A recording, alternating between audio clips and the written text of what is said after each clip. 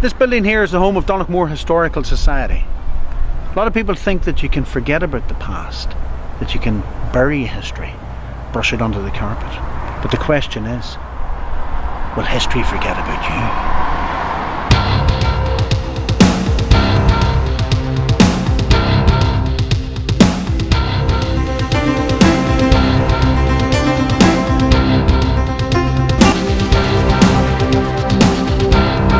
Just a few weeks ago, there was an incident in this very building involving 16 armed policemen, a pillar of the community, and an ancient history of toilet rolls. Let's find out what happened. I just want to take you back then to 1964, the final happiest day of your life, surely, winning the intermediate final. Indeed, could have been, should have been. So, Pat, tell us, what do you remember about the game? Oh, I remember it well. I was driving the car, yeah. Pat had got me. Pat was nervous going to the match. It was a Sunday, I remember, and we took Floon down to the game. This was a big game. Just imagine, county final. We went down to the game was good, and there was a big crowd.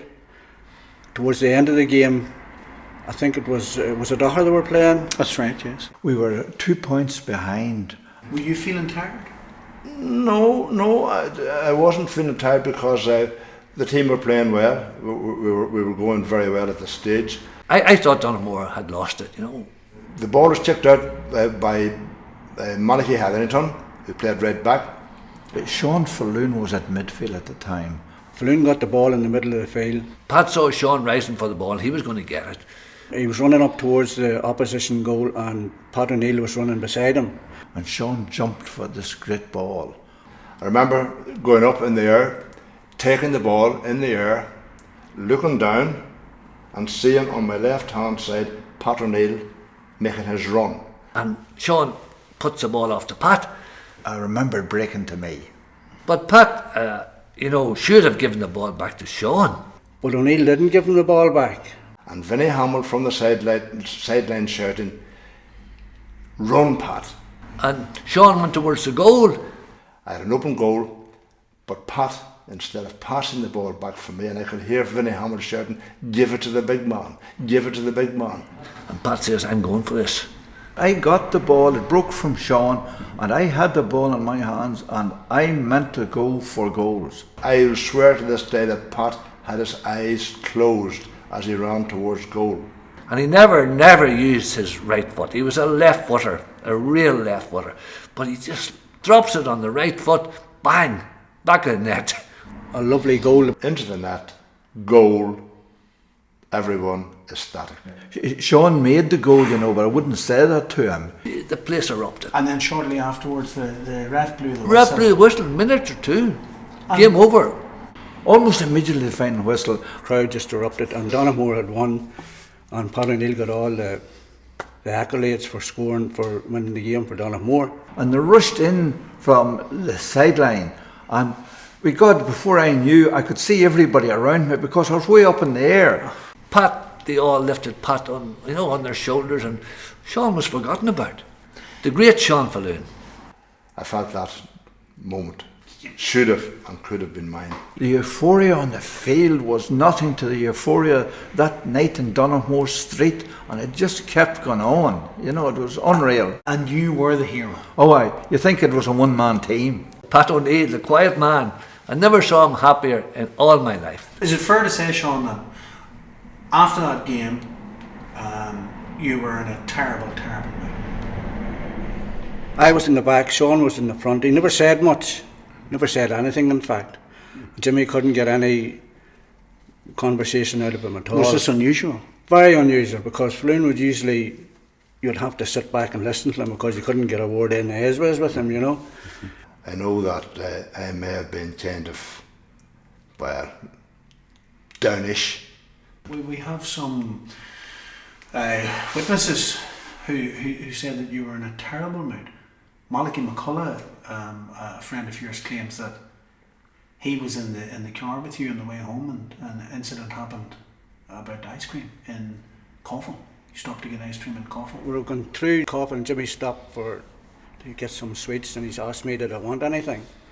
And I said, well, I'd like an ice cream, you know. I was enjoying this ice cream and I said to Sean, would you like a wee lick of my ice cream? Because, you know, he didn't seem to be in good form, you know. So he took a couple of licks of it and then he threw it out through the window in bad temper and I said, what did you do that for? He told me to shut up, you know. How old were you? I was 15 at the time. I'll never forgive him for that because I was enjoying the ice cream. Coffee. It wasn't coffee. It was New Mills who stopped him for the ice cream. It wasn't coffee.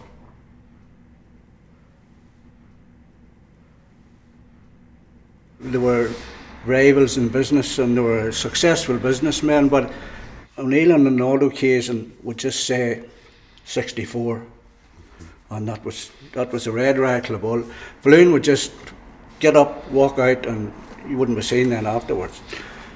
Did you find it strange that a few months ago Sean Flynn started asking questions about that day? He did. Sean asked me, you know, about that, and was there ever a write-up on it and things like that.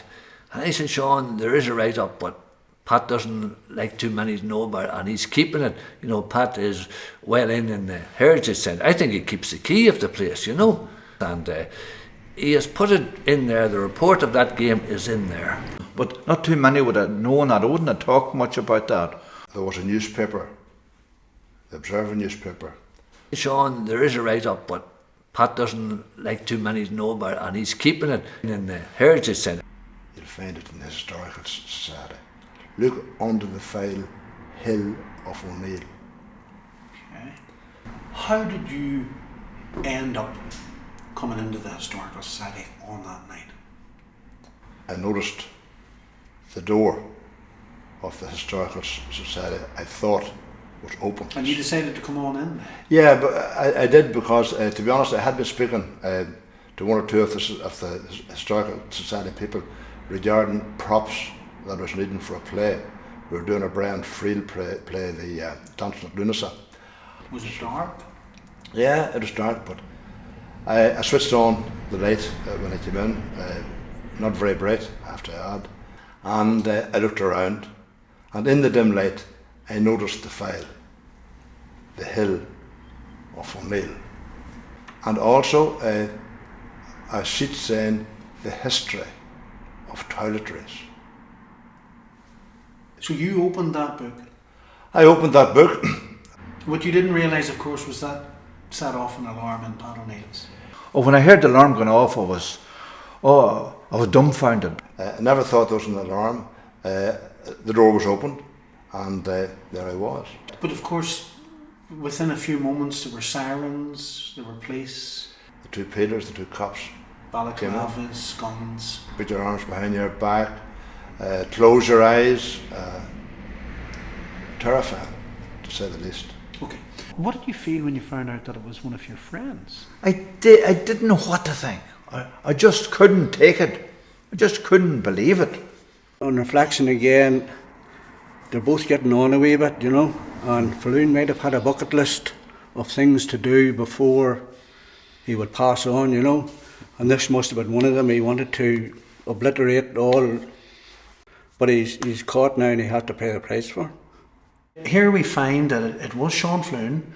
He's now going to prison for breaking and entering. A long list of crimes, actually. That's so hard to take. You know, it's I just can't get over that. But still, you would offer your support for everyone to cough up the money to try and get him out. Oh, the money must be got to get that man out of jail, because he's quite an old man now. Yes. Even though I'd still say he could play for Donaghmore yet, nearly, so he could. So there we have it. We can look at the books, we can research the history, we can listen to the stories, but the question is, who's telling the truth?